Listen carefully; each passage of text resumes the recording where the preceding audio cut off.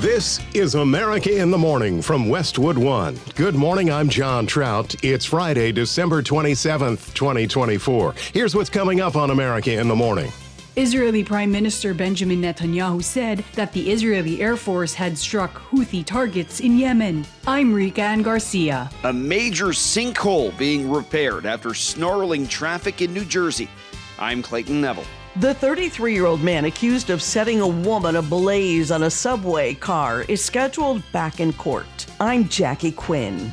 The U.S. job market is still considered strong by most economists, but they're keeping an eye on what could be a troubling trend. I'm Peter Shacknow. A federal judge says an Alabama woman accusing Jay-Z and Sean Diddy Combs of raping her when she was 13 years old can proceed anonymously for now. I'm Lisa Dwyer. All ahead on America in the Morning.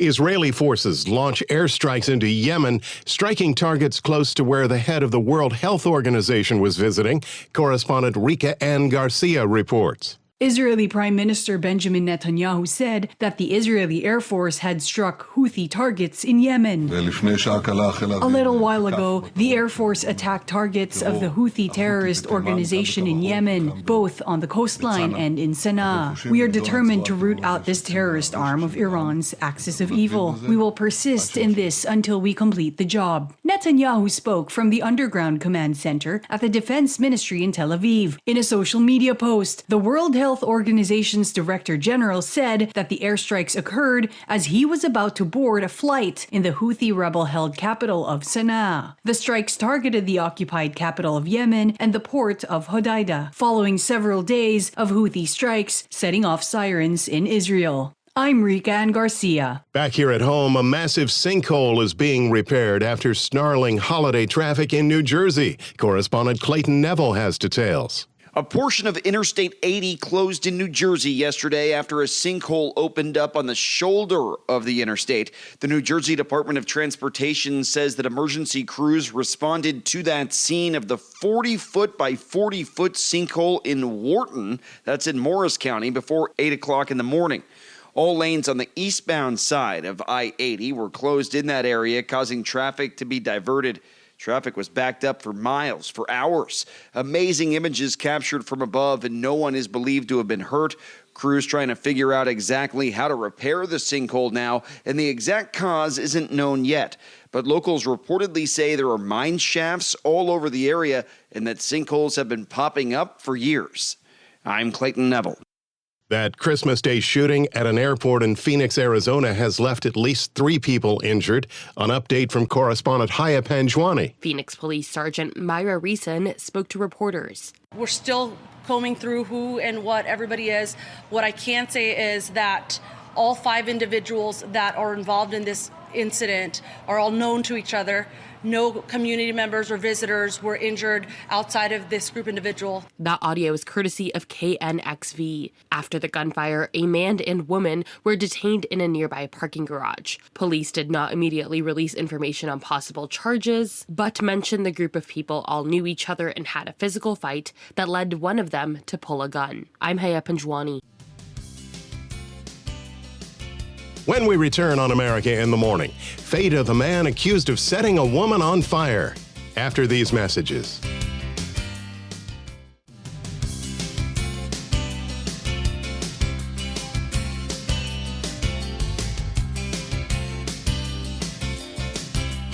This is America in the Morning. Welcome back. Parts of the West Coast continue to be inundated by rain. With the forecast, here's AccuWeather.com meteorologist LaTroy Thornton. Just as one round of disturbances winds down after bringing inches of rain to areas from northern California through western Oregon and Washington, a new storm builds back into many of these same areas later this afternoon with a renewed threat of heavy rain. Waves of energy in the atmosphere will enhance the rainfall through much of the weekend, leading to an additional widespread 1 to 2 inches of rain from the San Francisco Bay Area through the Seattle metro area and right through the Canadian border. A zone where up to 4 to 8 inches of rain may fall through Sunday afternoon will extend from coastal northern California into southwestern Oregon. Farther to the east across the Rockies, precipitation mainly takes the form of snow from the Idaho-Montana border into western Colorado today, with places from central and southern California through just about all of Texas looking dry today. However, vigorous thunderstorms are again expected for parts of the south today as a rather energetic disturbance continues to affect the area, bringing the risk for heavy downpours, strong winds, hail, and tornadoes from west central Alabama southward across far eastern Louisiana through tonight.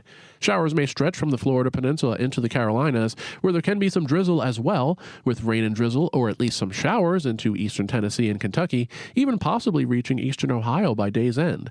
As the storm pushes its way into the upper Midwest, look for steadier rain and patchy drizzle from southeastern Minnesota through lower Michigan and points southward through much of eastern Missouri and northern Tennessee, with showers from the upper peninsula of Michigan through eastern Nebraska and much of Oklahoma. Areas from New England through the Mid-Atlantic have a dry Friday in store. In Nashville, expect breezy conditions today with occasional rain and drizzle and a high of 58. For Las Vegas, plenty of sunshine is in store with a high of 61. I'm AccuWeather.com meteorologist LaTroy Thornton. Don't forget you can follow us wherever you get your podcasts, Apple, Spotify, Amazon, and YouTube. Just search America in the Morning in your favorite listening app. I'm John Trout. The man accused of setting a woman on fire on board a New York subway is expected to appear in court today. Correspondent Jackie Quinn is following the case. Sebastian Zepeda's already been arraigned this week in Brooklyn on murder and arson charges. He has not yet entered a plea. Prosecutors allege Zepeda, who is a Guatemalan citizen who entered the U.S. illegally, lit the woman's clothing on fire and fanned the flames using a shirt in what New York City Police Commissioner Jessica Tisch has called one of the most depraved crimes one person could possibly commit against another human being. She alleges Zepeda watched the woman burn to death from a bench outside the train on Sunday. He was caught several hours later after a group of teens recognized him from earlier in the day, and he was arrested on a train. I'm Jackie Quinn. In sports from the NFL, the season's lowest scoring game last night as the Seahawks at a rainy Soldier Field in Chicago beat the Bears 6-3. With more in Friday sports, here's correspondent Gethin Coolbaugh. Jim Larranaga has stepped down as the University of Miami's men's basketball coach effective immediately. Larranaga will be replaced by associate head coach Bill Courtney for the remainder of the season. The now former coach says he loves the university, but believes it's the right time to step away. Larranaga joins a long line of prominent college basketball coaches who have left their jobs in recent years, citing the changes in the game and the challenge of coaching in the name, image, and likeness era. I'm Gethin Coolbaugh.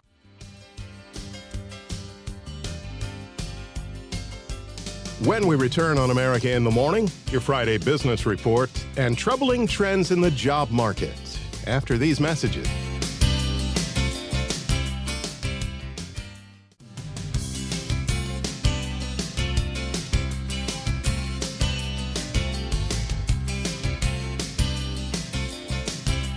Welcome back.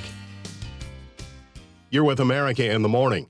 Year-end economic reports continue to funnel in. CNBC's Peter Schack has the Friday business report, including economic data on the job market. There's good news and bad news where the U.S. labor market is concerned. Fresh numbers from the Labor Department show first-time claims for unemployment benefits remaining steady, meaning no jump in layoffs. But those who have lost work are finding it harder to land a new job. Ongoing claims rose to 1.91 million in the latest data, the highest since November 2021. The average duration of unemployment is now at nearly 24 weeks. And for those who are already employed or still looking, chances are you'll be spending 5 days a week in the office before long, rather than working remotely. Jason Greer is CEO of employee relations firm Greer Consulting. I think we're moving towards 5, largely because there's going to be a push for 5. I mean, when you consider that even 2 years ago, the push was we just need to keep our employees employed. We just need to make sure that they're not job shopping elsewhere. So we saw more of the hybrid model. But again, it depends on the industry. But what I'm seeing from my clients, what I'm hearing across industry is that more employers are going to the 4-day work week to see if that model works, and potentially 5 days if that's what's necessary. The solid labor market has given people plenty of money to spend for the holidays, and the final numbers are encouraging. MasterCard reports retail spending up 3.8% during the holiday shopping period, better than its most recent predictions and above last year's 3.1% rate. Michael Zakura, CEO of digital marketing firm 5 New Digital, says there were some clear winners this holiday season. It was a cross-section of apparel, toys, and electronics that did very well. Gift cards were also the big winner. It's been a trend for a few years now. And so we've seen some of these brands and the retailers that sell them, like Walmart and Amazon, all had banner years. 10% of holiday spending took place in the last 5 days before Christmas. There's plenty of money being spent at the movies. Hollywood news service Deadline estimates that movies will bring in $280 million in ticket sales when Christmas week is over, about the same as last year and slightly below the 2021 record of $292 million. IMAX CEO Rich Gelfond says the holidays and popular movies are a winning combination. You had sort of the trifecta of Gladiator 2, Wicked, and Moana 2. You've gone into Sonic and Mufasa right now. And the great thing about this time of year is every day is like a weekend. It plays extremely strongly because the families are together. A lot of momentum at the end of the year. One item you won't be able to spend money on anymore, LL Bean's Freeport line of casual shoes. The clothing and outdoor gear company agreed to stop selling them to settle a lawsuit that saw shoemaker Skechers accuse it of copying one of its designs. Friday's watch list contains no corporate earnings or economic data, typical for late December.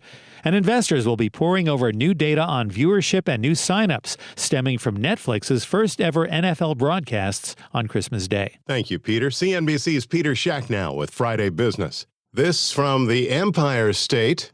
New York Governor Kathy Hochul has signed a bill which will require companies responsible for substantial greenhouse gas emissions to pay into a state fund for infrastructure projects meant to repair or avoid future damage from climate change. The law won't start penalizing companies immediately. Instead, the state must come up with new rules on how to identify responsible parties, notify companies of the fines, and create a system to determine which infrastructure projects will be paid for by the fund. New York's Governor Hochul signed the measure months after Vermont put a similar law in place. Legal challenges to the legislation are expected. A new court ruling in the case against music mogul Sean Diddy Combs when America in the Morning returns after these messages.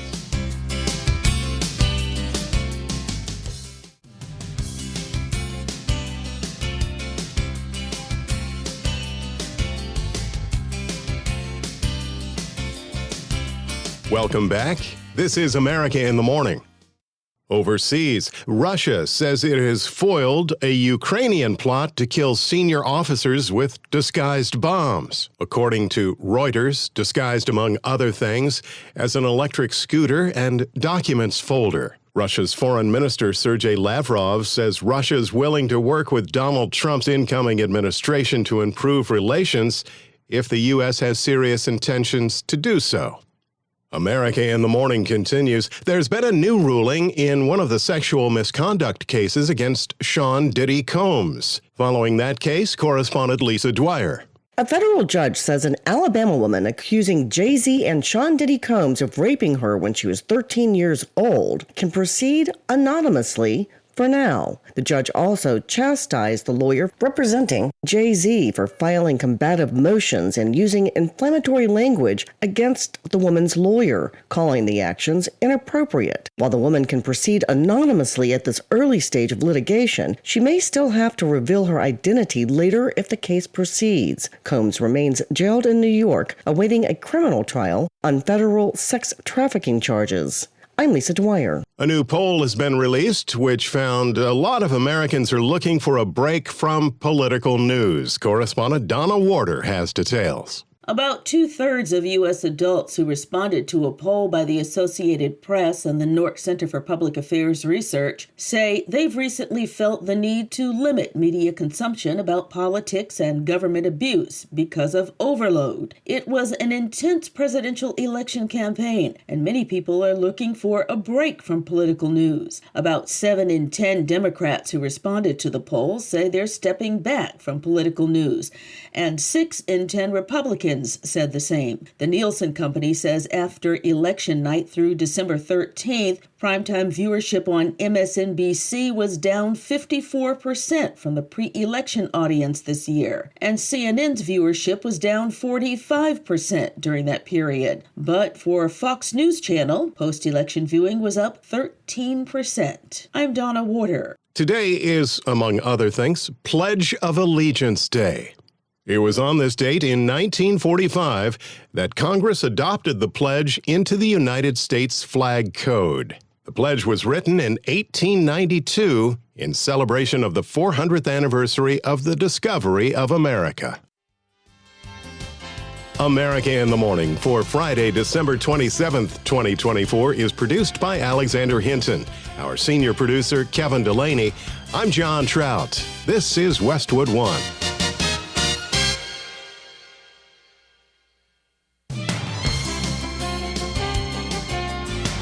This is America in the Morning from Westwood One. I'm John Trout. Coming up this half hour. Israel fires rockets on multiple sites in Yemen, including an airport where the head of the World Health Organization was located. I'm John Stolness. Authorities suspect carbon monoxide poisoning may have been what killed 4 people in a Wakefield, New Hampshire home. I'm Mike Hempen. ChatGPT seems to be taking time off for the holidays. I'm tech correspondent Chuck Palm. Some Super Bowl games and a Super Bowl coach may be coming back. I'm Robert Workman. A different take on the Dracula legend is in theaters now. I'm Kevin Carr. That and more when America in the Morning continues after these messages.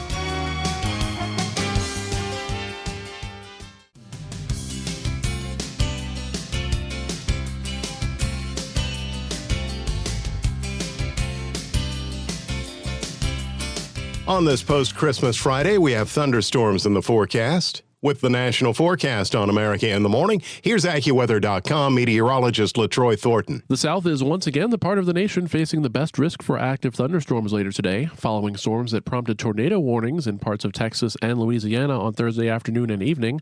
The same disturbance remains in place over the region today, with an abundance of moisture from the Gulf of Mexico funneling northward to help fuel thunderstorms that can produce hail, strong wind gusts, and perhaps a continuing risk for tornadoes today and tonight from the New Orleans area into much of western Alabama. However, there can be more general thunderstorms farther to the north, across much of southern and eastern Arkansas, and even into western Tennessee as well. Otherwise, another day of flow off the Atlantic Ocean means another day of showers pushing on shore over the Florida Peninsula, and there can be thunder over far southern Florida, with showers or at least some drizzle across the Carolinas to make for a rather damp day overall. The storm that developed over the south also lifts to the north through the day today, bringing mild conditions from the plains into a large area of the Midwest, along with showers from Oklahoma into Minnesota and periods of steadier rain and drizzle from central Wisconsin across lower Michigan and much of Kentucky. Showers may even reach West Virginia and western portions of Virginia by late in the day. To the east of there, across the northeast, a good deal of sunshine can be expected for most today, with high pressure over the area. In the west, a rather active pattern remains in place today, with an area of snow showers and even some steadier snow at times, extending through the Rockies from Colorado into northern Idaho and western Montana. One rain event winding down will give way to another hot on its heels, and through this weekend, an additional 1 to 2 inches of rain can be expected from San Francisco through western Washington, with up to 4 to 8 inches of rain from southwestern Oregon to northwestern California. I'm AccuWeather.com meteorologist LaTroy Thornton. Follow us wherever you get your podcasts. Apple, Spotify, Amazon, YouTube. Just search America in the Morning in your favorite listening app. I'm John Trout. Follow-up to a story we brought you yesterday. Israel launches dozens of rockets at multiple sites inside Yemen, including at an airport where the head of the World Health Organization was about to board a plane. With more details, here's our John Stolness. Israel's attacks targeted Houthi rebels who, over the weekend, launched a missile on Tel Aviv that injured at least 16 people. Yesterday's attacks by Israel were aimed at multiple targets in the capital of Sana'a, as well as the city of Hodeidah. The Houthis said at least 6 people were killed and dozens were injured. One of the airstrikes hit Sana'a International Airport. World Health Organization Director General Tedros Adhanom Ghebreyesus was caught up in the attack, waiting to take a flight out of Sana'a when the attacks hit. He was there with UN officials to negotiate the release of UN staff detainees and assess the health conditions there. Afterwards, he said he would continue to spearhead humanitarian efforts in places like Yemen. Our experience in Yemen shows that even in protracted crisis, it's both possible and necessary to provide humanitarian assistance in a way that doesn't just alleviate suffering, but contributes to restoring health services. This way of working bridges the artificial divide between humanitarian and development work and contributes to peace building. Israeli Prime Minister Benjamin Netanyahu said they are in a revival war as they celebrated the second day of Hanukkah. Quote, "We are determined to root out this terrorist arm of Iran's axis of evil. We will persist until we complete the job." Other attacks by Israel's Air Force focused on power stations they said were military targets in the western part of the country.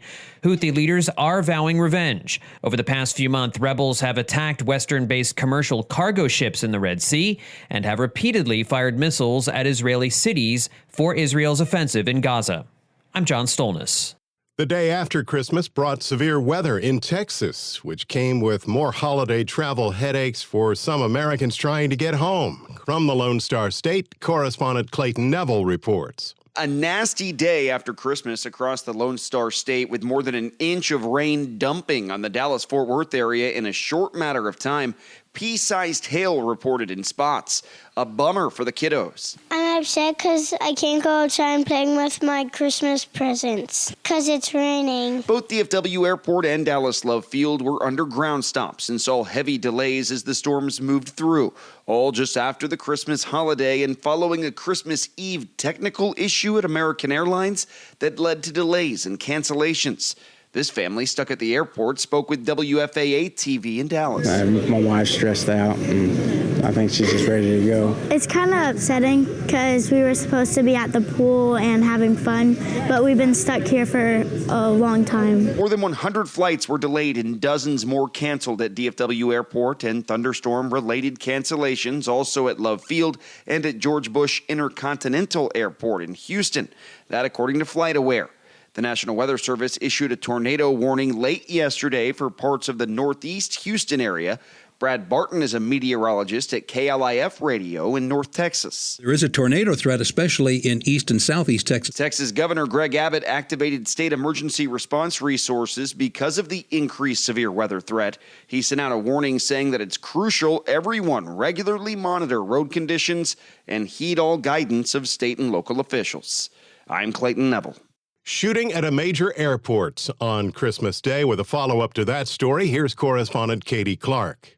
A family getting together at a Phoenix Sky Harbor Airport restaurant on Christmas got into an altercation where the incident escalated into violence. Phoenix police spokeswoman Sergeant Myra Reeson gives details. Airport officers got a call of a possible shooting at Terminal 4 at a restaurant outside of security checkpoint. Officers were on scene fairly quickly because they're here at the airport. Officers arrived on scene and they located 3 individuals believed to have gunshot injuries. Later, police updated to reflect 2 people shot. A male gunshot victim used a knife to cut the shooter. A female victim was rushed to the hospital with life-threatening injuries, currently in critical condition. 2 people, an adult male and juvenile female, were arrested in the airport parking garage a short time later. Separately, a man who had heard about an active shooter at the airport a few hours later arrived at the airport with guns. He got into an altercation with officers and was arrested and taken to jail. I'm Katie Clark. You could have answered drones if someone asked, what's up in New Jersey? Now the question is, what's down? We'll have the answer as part of what we're covering next at 17 till, when America in the Morning continues after these messages.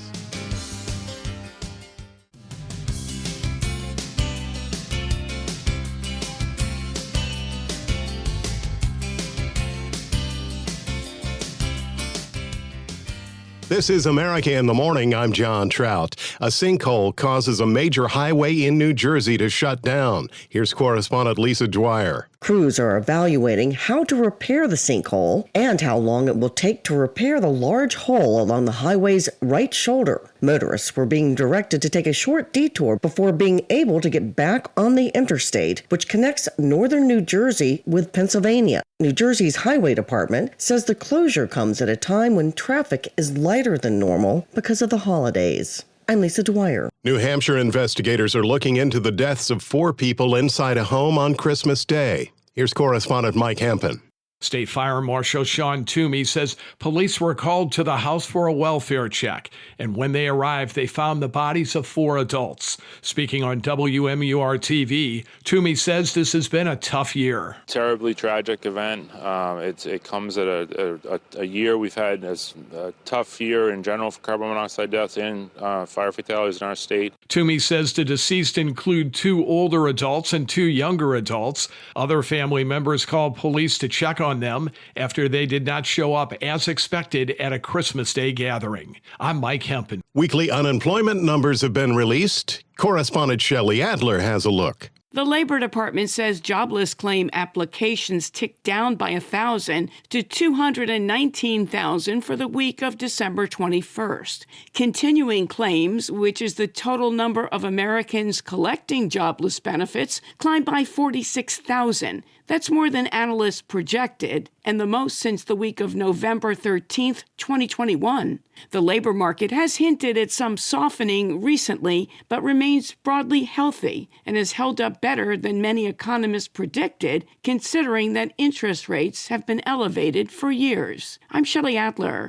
A pizza deliverer in Central Florida has been charged with stabbing a pregnant woman after a dispute over a tip. Brianna Alvello was charged with stabbing the woman in her hotel room in Kissimmee, Florida, where she was staying with her boyfriend and young daughter. The woman gave Alvello $50 expecting change back, but the delivery driver told her they didn't make change as a policy. The woman found some smaller bills, eventually giving a $2 tip. A short time later, police say Alvello and an armed man, both wearing face masks, pushed their way into the room.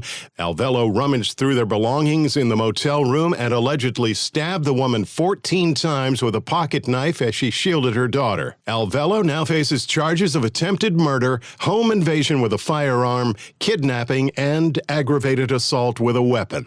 America in the Morning continues. Dangerous wildfires are sweeping across Australia. Correspondent Donna Warder has details. Australia's second most populous state of Victoria is bracing for potentially devastating wildfires as a heat wave and erratic winds present the worst fire conditions in several years. Resident Daryl Lord tells Channel 10 Australia there's no telling where the blaze will spread. The problem is that it's unpredictable where and when. And that's the hard part at the moment. We've got fire to our north, so the northerly wind at the moment could bring that onto us.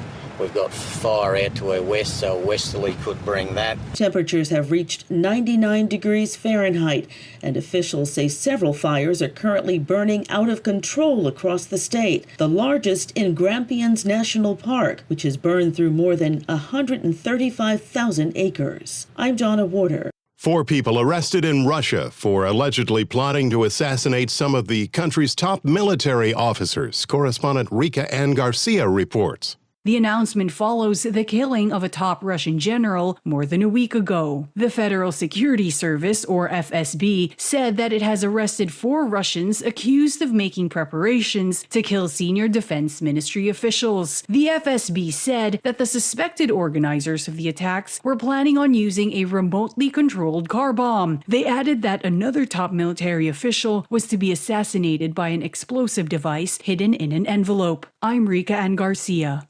ChatGPT and Sora are having issues in North America. We find out more in today's Tech Report with correspondent Chuck Palm. According to the website downdetector.com, OpenAI's website for ChatGPT and Sora video generator are both experiencing problems. For several hours on Thursday, numerous reports on social media have confirmed that the chatbot loads but is not able to respond to queries, and others are seeing an internal server error message. About 2 p.m. yesterday, OpenAI posted an update to its status page saying that ChatGPT, the API, and its text-to-video generator Sora are experiencing high error rates. OpenAI later released a statement saying they are continuing to work on a fix, but that there is no mention of an ETA for when services will be restored. Coincidentally, Microsoft reported a power issue at one of its data centers that started around the same time as the OpenAI problems that affected most of North America. The Xbox status page reports issues as well, affecting cloud gaming servers and sign-in to the Microsoft website.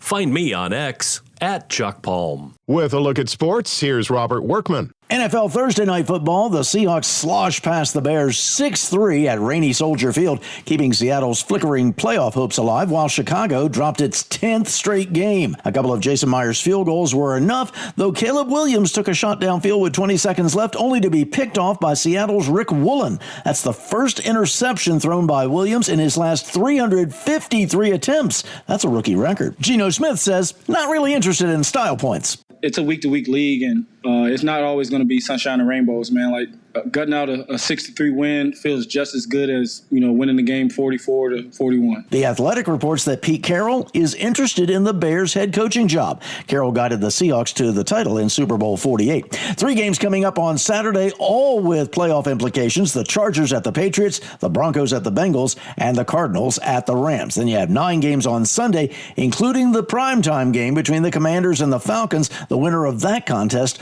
could lock up a playoff spot. Monday night, it's the Lions and the 49ers. On the college gridiron, 2 days after a record-setting 5-overtime thriller at the Hawaii Bowl, the game above Sports Bowl in Detroit went 6 OTs before Toledo topped Pittsburgh 48-46. Rockets quarterback Tucker Gleason accounted for 5 overtime scores after Toledo had rallied from down 10 in the fourth quarter. At the Rate Bowl in Phoenix, Kansas State erased a 12-point fourth-quarter deficit to upend Rutgers 44-41. Dylan Edwards' third TD of the game was the winner, and at the 68 Ventures Bowl in Mobile, Alabama, Arkansas State pinned Bowling Green 38-31. 5 more bowl games today. The college football playoff quarterfinals start on New Year's Eve. NBA, the Thunder extend their winning streak to 9 straight, beating the Pacers 121-14, 45 for Shai Gilgeous-Alexander, tying his career high. Color Indiana coach Rick Carlisle impressed. He's a great player. There's no doubt about that, and he will be an MVP, maybe this year. Elsewhere, the Grizzlies romped over the Raptors 155-126. That's 9 losses in a row for Toronto. 8 straight L's for the Pelicans. The Rockets rolled them 128-111. Several close games last night. The Heat edged the Magic by 1 point, and the Pistons got by the Kings by 1. Blazers nipped the Jazz by 2, while the Wizards were 3 points better than the Hornets. A 6-point win for the Nets over the Bucks, and the Hawks down the Bulls by 8. After a 3-day holiday break, the NHL returns to the ice tonight with 8 games to start the weekend. That's Friday Sports. Thank you, sir. When we return, grit your teeth for this alternative movie ending when America in the Morning returns after these messages.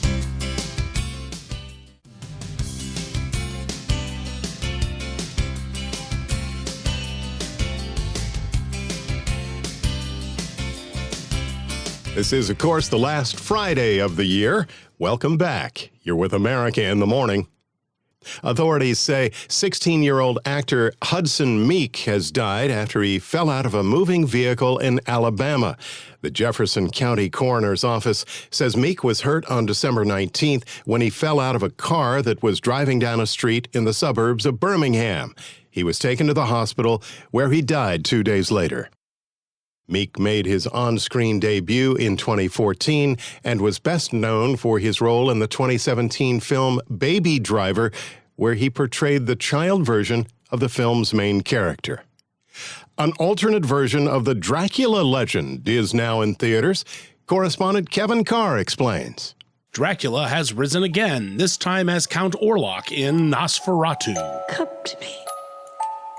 The original Nosferatu was made in Germany without permission of the Bram Stoker estate, but it remains one of the most iconic versions of Dracula. The 1922 silent film lives on, now with Robert Eggers, director of The Witch and The Lighthouse, in charge. We are here encountering the vampire. The film follows Stoker's book, featuring a vampire traveling across Europe to bring death to a bleak coastal town. There is a devil in this world, and I have met him. Eggers borrows plague imagery and subtext from Werner Herzog's 1979 adaptation, and he loads the film with dark surrealism. Does evil come from within us or from beyond?